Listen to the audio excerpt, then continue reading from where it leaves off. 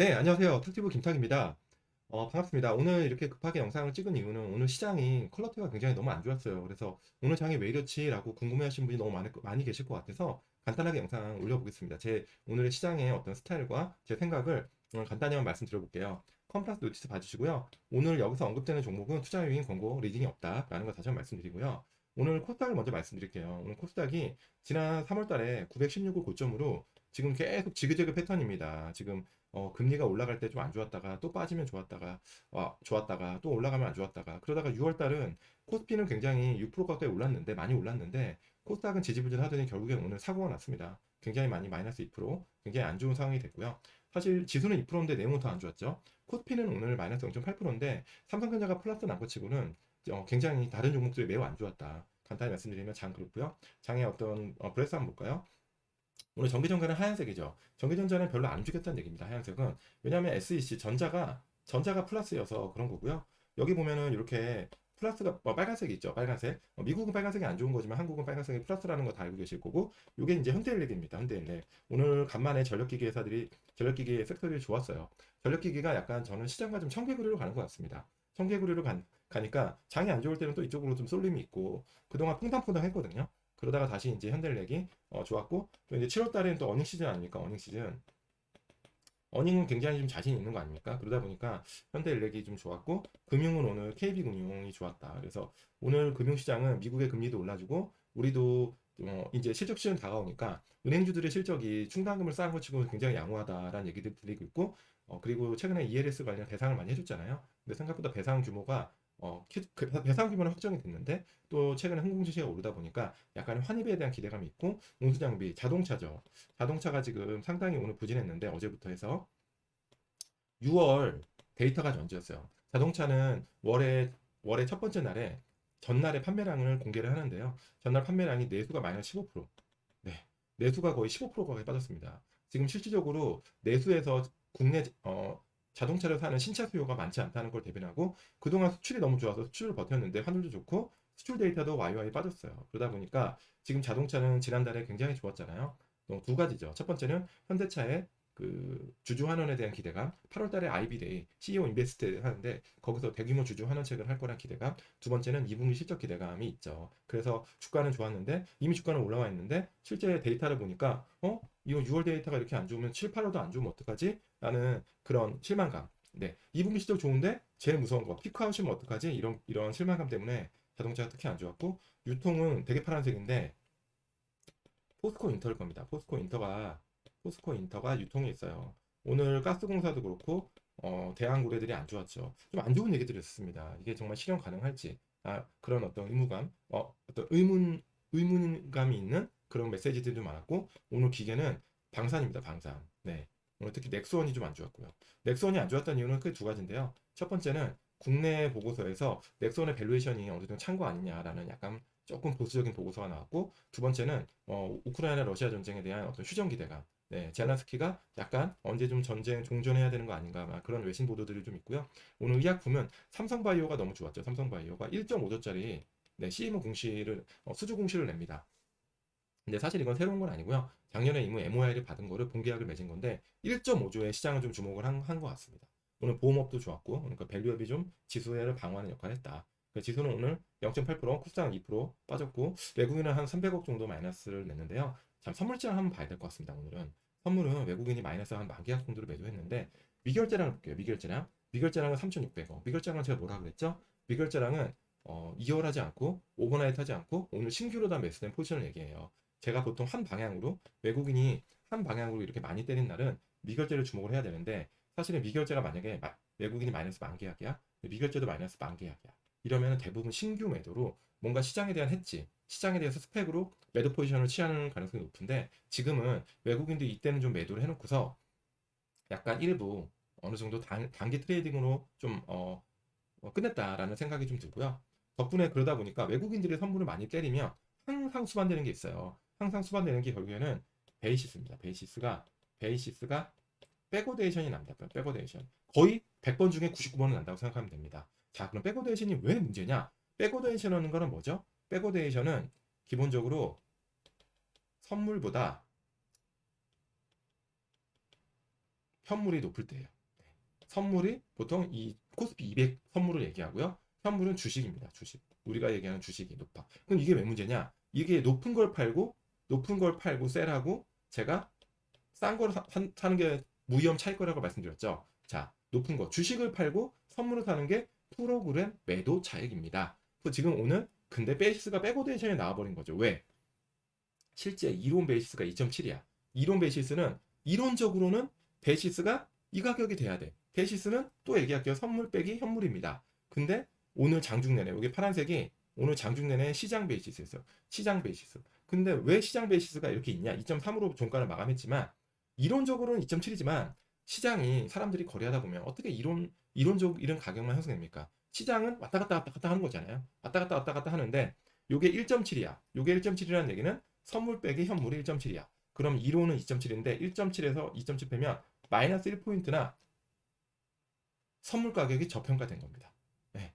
그러다 보니까 선물을 사면서 현물을 그러면서 어떻게 되냐? 프로그램 매도가 엄청 쏟아진 거죠. 이 프로그램 매도는 누가 많이 한다고 그랬죠? 이 금융투자가 많이 한다고 그랬죠. 금융투자, 증권이 많이 한다. 볼까요? 자, 금투색 이게 약간 퍼플색이네. 퍼플색 잘 따라오세요. 금투가 이렇게 프로그램 매도를 거의 다 금투는 거의 다 프로그램 매도. 언제까지 했지? 2,800억 2시까지 2시까지 2,800억을 프로그램 매도를 때린 겁니다. 그 다음에 어떻게 했죠? 살짝 올라가.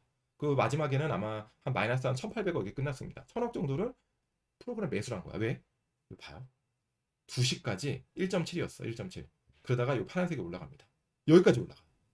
네. 여기까지 올라간다는 거는 베이시스가 이론에 수렴하니까 거꾸로 프로그램 매수가 나온 겁니다. 그래서 이 프로그램을 이렇게 많은 증권이 돌렸다. 이게 오늘 시장에 수급적으로 굉장히 많은 악영향을 줬다. 오늘 사실 기관은 프로그램 매도 말고 판 거 없고요. 외국인도 아까 말씀드렸지만 300억밖에 팔지 않았습니다. 전체적으로 시장은 프로그램 매도가 눌렀지만 센티가 안 좋으니까 매수세가 없기 때문에 오늘 시장이 안 좋았다. 그럼 오늘 장이 왜 이랬을까? 볼게요. 세계일보에서 금투세 정책 일관성 감안 예정대로 시행이야. 네.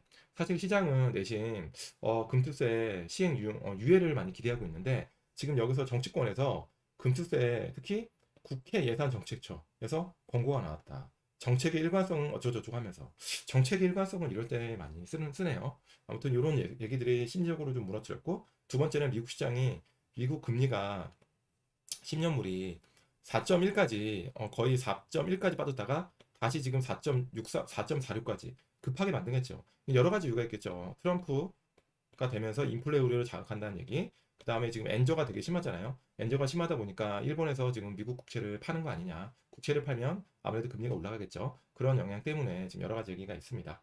그러다 보니까 이렇게 장이 안 좋았고 코스닥이 지금 보니까 글로벌 안 좋았고 기타 서비스 이 기타 서비스가 알테오젠일 거고요. 그다음에 뭐 의료 정밀기계, 일반 전기전자 여기에 뭐 테크들이 다 있고 전체적으로 코스닥이 굉장히 오늘 안 좋은 흐름. 대형주 한번 볼까요? BM 2차전지 안 좋았고 알테오전지 오랜만에 마이너스 5%, 또 에코프로 2차전지 계속 부진하고 HLB 이런 상위 종목이 안 좋았고 삼천당만 오늘 반등하고 나머지 테크들 리노공업, HPSP, 레인보우 로봇, 게임 펄어비스, 테크인 정도만 오랜만에 반등하는 그런 모습이었다. 나머지 뭐 솔브레인, 대주전자, 다 이오테크닉스 전체적으로 대형주들이 다 안 좋은 그런 흐름을 보였고요. 오늘 외국인들은 근데 이런 장에 어떤 걸 샀을까 잠깐 보면 외국인들은 삼성전자를 계속 사고 있네요. 하고 현대일렉도 사면서 현대일렉은 오늘 7%가 올랐고 하이닉스 외국인들은 조정을 반도체 대형 메모리 대형 회사를 사는 거를 좀 집중한 것 같고요. 삼성바이오 수주공시에 좀 많이 샀고 삼양식품 네 이번에 삼양식품도 70만 원 갖다 조정받고 있는데 이런 조정을 활용해서 삼양식품과 VT 화장품 사고 있고 밸류업 사고 있고 이런 흐름입니다. 그래서 외국인들은 실리콘투 여전히 콜마 화장품과 그다음에 음식료 K푸드 K 화장품은 외국인들은 여전히 사고 있다. 많이 파는 거는 2차 전지랑 방산 그다음에 오늘은 뭐 자동차 이런 걸 좀 팔았네요. 그다음에 기관들은 오늘 기관들 좀 쳤어 그죠? 좀 친다고 하잖아요. 기관들 히트레이션 보십시오. 오늘 기관들이 산 종목 중에 빠진 게 없습니다. 코스메카 빼고 자 오늘 기관들이 삼성바이오 많이 사고 셀트리온 오늘 밸류업과 바이오를 샀고 전력기기 효성중공업 사고 그다음에 뭐 코스메카 화장품 이런 거 실리콘투 CNC 인터 그러니까 기관과 외국인 마찬가지로 동일하게 화장품들은 조종을 좀 활용하는 그런 모습이고 펩트론 비만에 굉장히 그 알파가 있는 그런 종목으로 좀 평가받고 있는데요. 펩트론을 계속 사면서 펩트론이 최근에 계속 반등을 하고 있고 오늘도 7% 올랐습니다. 자, 그리고 오늘 시황 간단히 말씀드렸고요. 제 의견을 말씀드리면 시장이 좀 당분간 둔탁할 것 같아요. 둔탁할 것 같지만 지난번에 말씀드렸지만 지금 공교롭게 이제 우리 지수도 지난달에 많이 올랐고 많이 오르는 상태에서 지금 딱 지수가 전체적으로 그 미국 금리가 보시면은 아까 보시면 지난달 CPI 지난달 CPI 나오기 전까지 올라왔어요. 그래서 여기서 추가적으로 미국 금리가 더 급등하지 않는 더 오르지 않는다고 하면 우리 증시가 갖고 있는 매크로적인 변수는 없을 것 같고 문제는 금투세가 우리의 어떤 센티를 굉장히 조금 네거티브하게 만들고 있는 것 같습니다. 그래서 금투세가 어떻게 되는지가 좀 당분간 조금 주의해야 될 것 같고 7월 달은 아무래도 실적 시즌이잖아요. 그래서 실적들이 결국에는 잘 나오면서 이런 어떤 꼬여 있는 그런 어떤 부분들을 좀 그 실적들을 해결해 줘야 될 것 같습니다. 그래서 당분간은 좀 둔탁한 흐름인데 너무 비관적으로 볼 필요는 없다. 왜냐하면 2분기 어닝들이 우리가 그동안 주도했던 그런 섹터들이요. 2분기 어닝이 불편하지 않을 겁니다. 그래서 2분기 숫자들을 확인하고 물론 2분기 숫자가 피크아웃이라고 하면 문제가 되겠지만 그런 섹터보다 2분기 섹터가 피크아웃하지 않은 종목들은 이번 조정이 또 좋은 엔트리 기회가 될 수 있다고 저는 보고 있고요. 너무 취향만 말씀드리면 그래서 간단하게 글로비스라는 종목 최근에 글로비스가 IB데이를 가졌어요. IB데이. 네, CEO 인베스트 데이라고 하는데요. 이 데이를 가졌는데 글로비스가 어떤 포인트를 얘기했는지 말씀드리겠습니다. 글로비스의 매수 매도 추천은 아니라는 거 다시 한번 말씀드리고요. 글로비스가 21년 이후에 굉장히 박스권을 맞춰 있었어요. 21만 원에서 15만 원. 여기서 그냥 와리가리 패턴이었는데 이번에 상단을 뚫고 올라갔습니다. 왜 그럴까? 바로 글로비스가 이런 명확하게 가이던스를 줬습니다. 투자자들한테. 글로비스가 2020년에 17조 매출이었는데 올해 26조 정도 매출을 한다라고 했고 2030년 청사진을 줬죠. 40조 원 플러스 알파. 굉장한 성장률이죠. 2024년부터 2030년까지 거의 6년 동안 이 정도면 CAGR 거의 한 6% 정도 되지 않을까라고 제가 정확히 계산 안 해봤지만 이런 느낌일 거고 영업이익은 더 드라마틱합니다. 20년에 7천억 버는 회사였는데 올해 1.6조에서 7조 그리고 30년에는 2.6조에서 3조 이렇게 되면 2025년에는 한 2조 정도 가이던스를 준 거예요. 그래서 올해 1.6조를 벌면 내년에 거의 한 25% 정도 네, OP가 상승하는 그런 기대감이 있는 거죠. 그리고 또 하나 주주가치 제고 방안을 정확히 명확히 했어요. 저는 옛날부터 글로비스를 보면서 좀 아쉬웠던 거는 글로비스가 굉장히 현금도 많고 그다음에 캐시플로우가 되게 좋은 회사입니다. 따박따박 굉장히 그 돈을 잘 버는 그런 비즈니스 구도를 갖고 있는데도 불구하고 배당에 대한 가이드라인을 명확하게 주지 않았다는 게 항상 저는 글로비스를 미팅하거나 글로비스 분석할 때 아쉬웠는데 이번에 주주가치 배당에 대한 가이드라인을 명확히 줬죠. 자, 보세요. 배당 성향은 향후 3개년, 25년부터 27년 동안 최소 25%. 배당 성향이 뭐죠? 페이아웃이라고 보통 하죠. 이게 배당, 디비던드를 그 이익으로 나눈 겁니다. 그래서 만약에 배당을 거꾸로죠. 이익을 배당으로 나눈 겁니다. 거꾸로 이게 맞네요. 네. 배당을 이익으로 나눈 거. 그래서 만약에 배당이 뭐 이익을 1,000원을 벌었다. 그럼 배당을 250원을 주는 거죠. 250원. 네. 이렇게 배당에 대해서 명확하게 가이드라인을 준 게 배당 성향인데 그동안 이게 왜 문제가 되냐면 배당 성향이 보면 글로비스가 2019년에 25%가 돼서 사람들이 이제 배당 성향이 올라가나 했더니 이렇게 쭉 빠집니다. 쭉. 그래서 그 2022년도는 20%까지 거의 20%가 밑으로 내려가요. 이렇게 되니까 이 회사의 배당에 대한 성향을 제대로 알기가 어려운 겁니다. 알기가 매우 어렵다. 네. 그래서 그 굉장히 이때 굉장히 글로비스 도대체 왜 그러냐 현금도 많은데 왜 그러냐 했는데 이런 부분을 이제는 25% 밑으로 내려가지 않겠다. 그래서 25% 밑으로 내려가지 않겠다. 최소 25%를 만든다는 거 되게 의미가 있고 그 다음에 DPS도 전년비 최소 5% 상향. 요게 하한선을 만들었어요. 하한선. 네, 전년비 최소 5% 상향을 목표로 설정했다는 겁니다. 그래서 배당에 대한 불확실성이 줄었다. 네, 이렇게 좀 보시면 될 것 같고요. 음. 그리고 최근에 PCTC 용선료가 16년부터 21년까지 지금 하루에 2만 불 정도 수준이었어요. 근데 지금 최근에 10만 불, 12만 불 갔다가 내려왔지만 10만 불. 저희 5배가 오른 겁니다. 5배. 네.